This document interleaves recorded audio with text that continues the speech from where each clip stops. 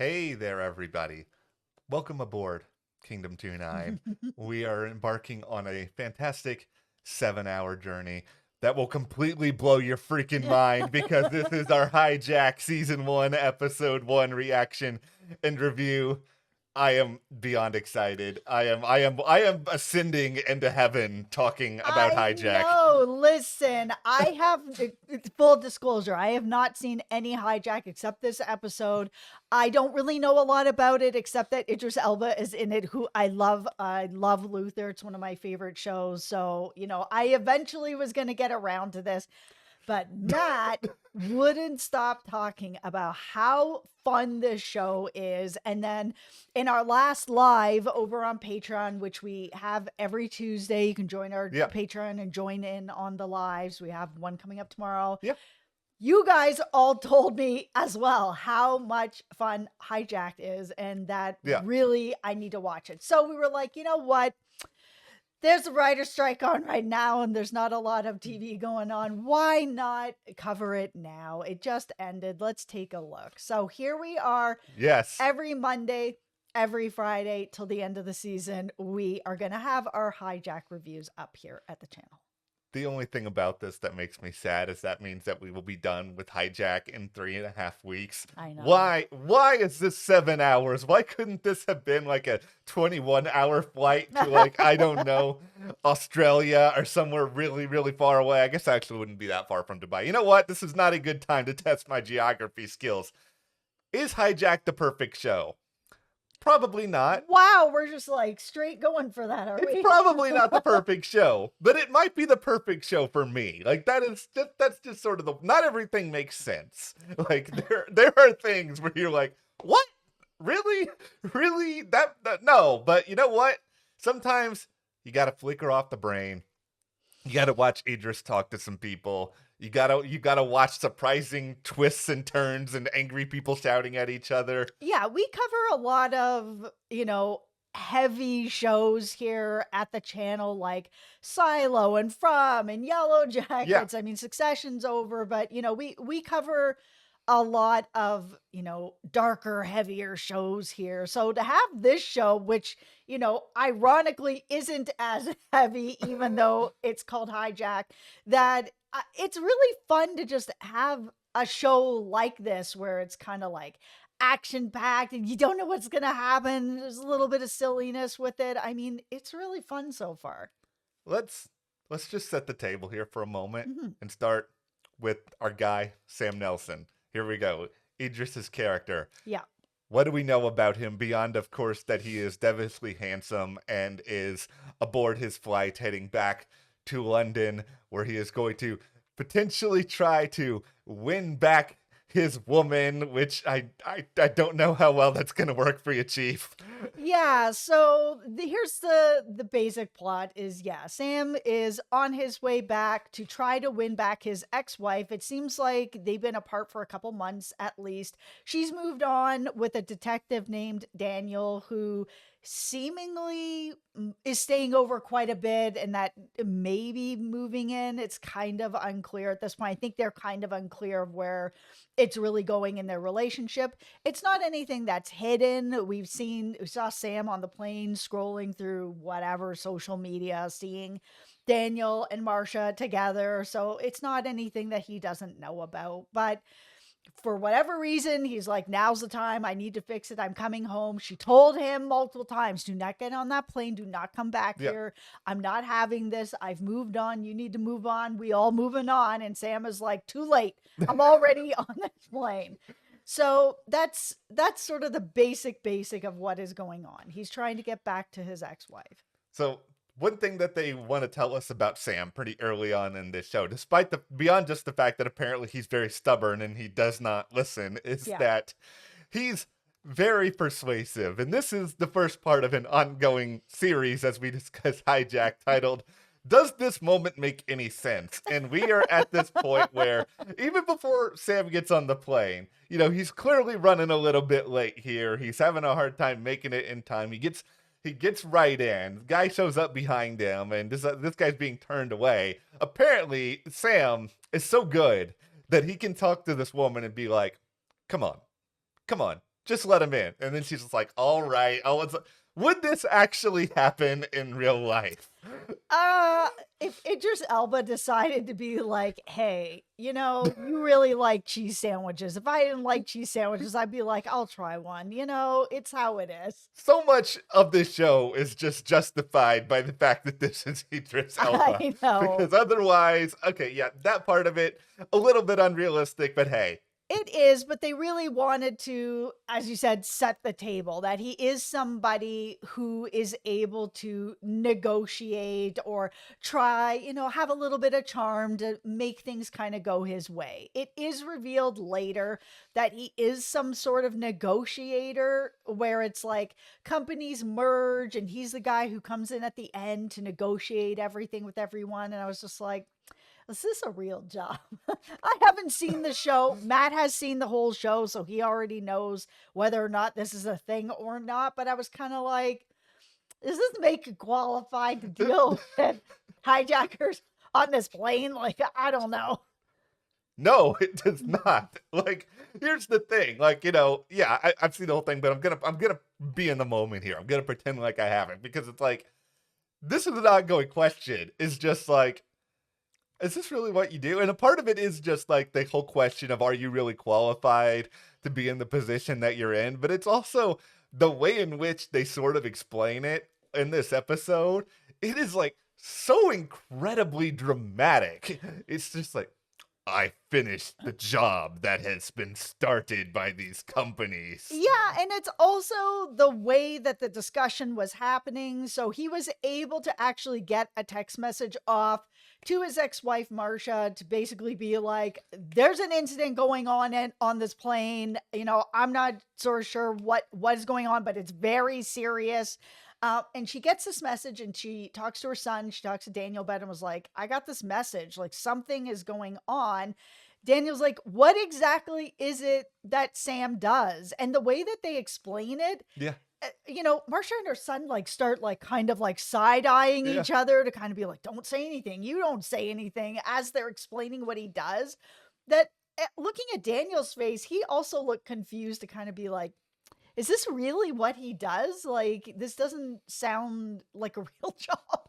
This is what Hijack does such a good job at, is just throughout all of this show, we are meant to basically be looking at every one of these characters and being like, are you really what you say you are? Yeah. Is there something more to you? And I mean, even after the fact, these questions may still persist. But I mean, the fact of the matter is with Sam is that because this show is basically 24, which may be a part of why I love it so much, but it's basically 24. It's in real time.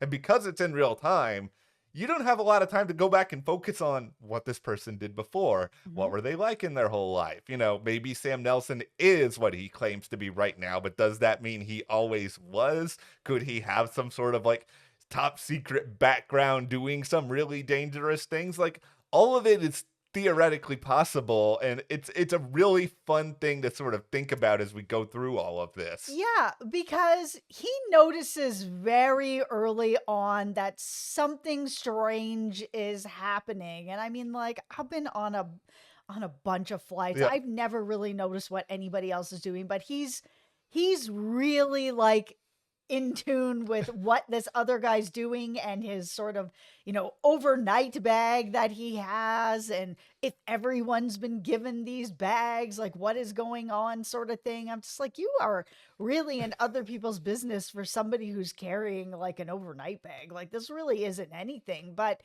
he's been able to pick up on it in a way that I was kind of like, company negotiator.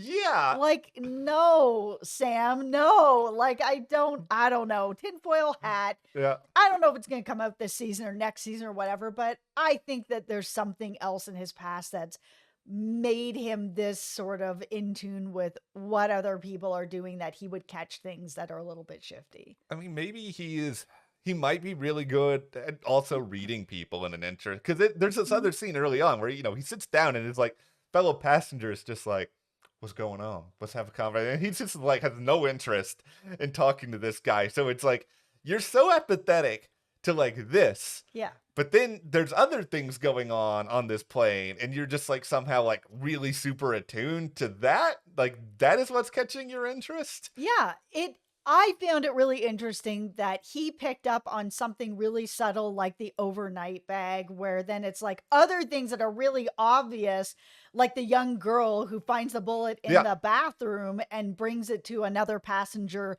Marcus. His real name is Terry, so we'll call him Marcus Terry.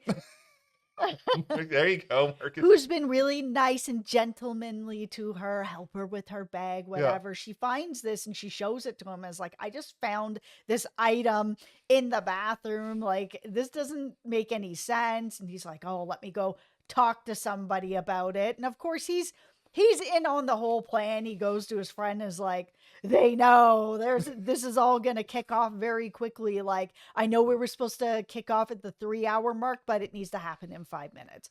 And they were like, okay, you need to give this girl a lie that'll hold her over for 5 minutes. He's like, no problem. Goes back. Hey, it was just a routine thing with a guy that came on here with a gun, and it fell out. It was just like the worst lie. And one of the other girls that's sitting in the aisle is just like, what? This is such a bad lie, to the point that she actually hits the comm and is like, hey, I need to talk to somebody. Like, this item that was found in the bathroom. He's like, what item? You need to be more specific. But by then it's just too late. The moment that Marcus walks up to the front of the plane to sort of relay some of what he has found out. Yeah, I knew he was in on it. Put a stick of dynamite on my butt at that moment. Like, I am just like shooting off because I'm just like, okay, here we go. I said it. This is really. I got so unbelievably. I was captivated in every second of this because it's the calm before the storm. This is the bad dude. He's talking clearly to another bad dude. Mm-hmm. They're going to try to sell this lie. It's like, we all know that stuff is hitting the fan.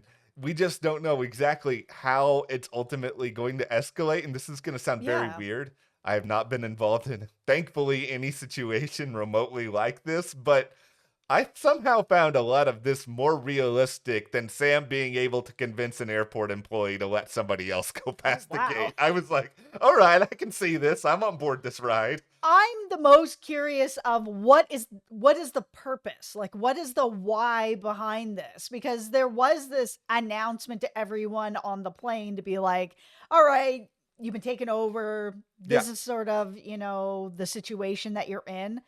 If everybody is, working things out with us, and it'll be fine. In 7 hours, you're going to land at your destination. Everybody's going to get off the plane and see you later. I was just like, is that true? Like, if that's true, then like, what is the purpose of all of this? Like, why are you doing this? And if you're on this flight, why would you believe that this is true? Right? Like, that is the really big question here, because it's another big aspect of this.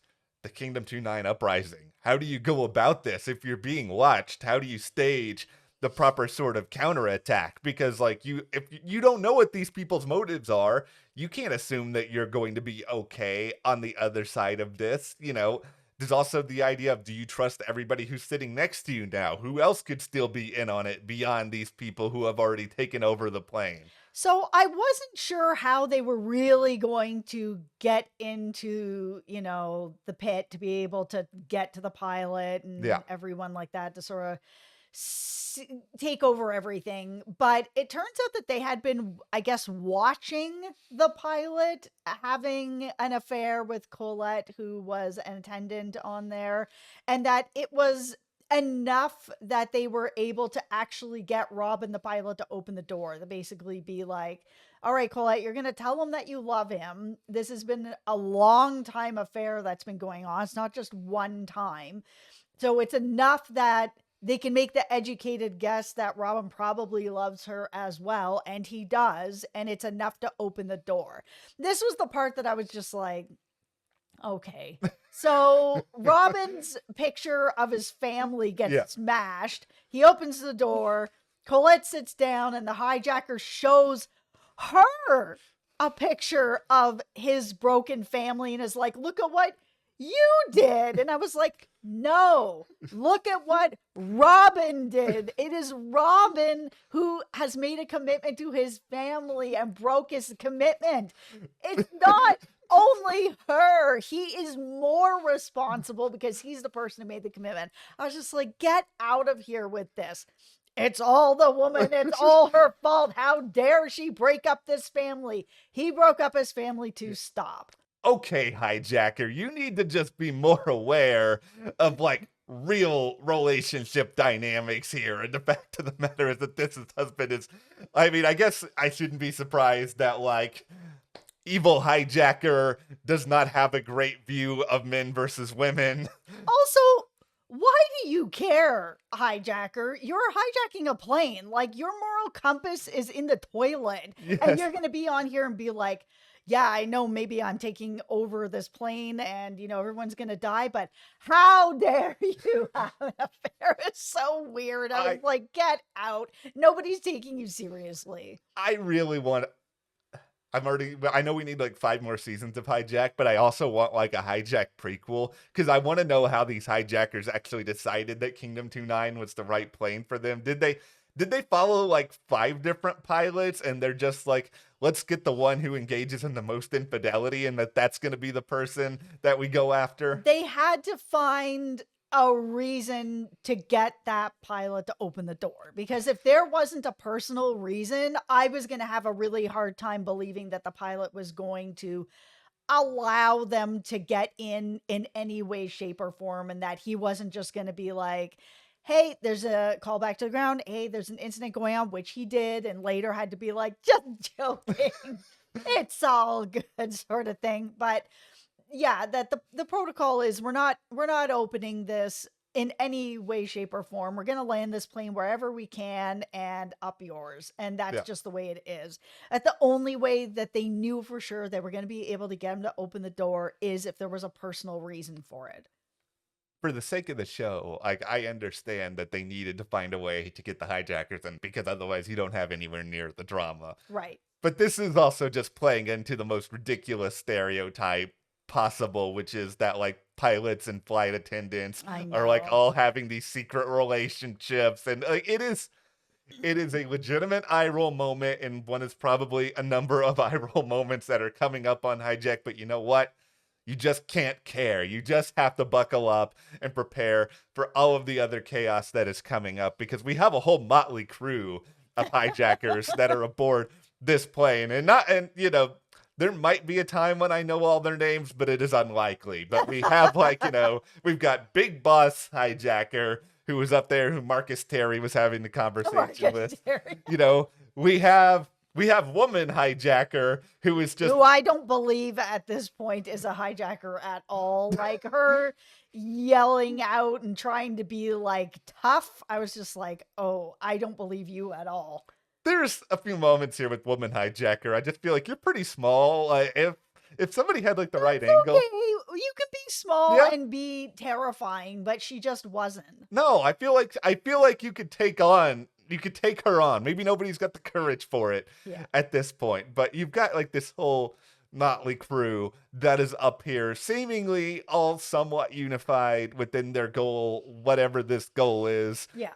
And now, of course, you also have people back in Dubai who are supposedly just A-okay now that there are no problems aboard the plane. Except this one guy who's just kind of like, I'm not so sure. Something seems a little off. Is he gonna dig deeper? I don't know.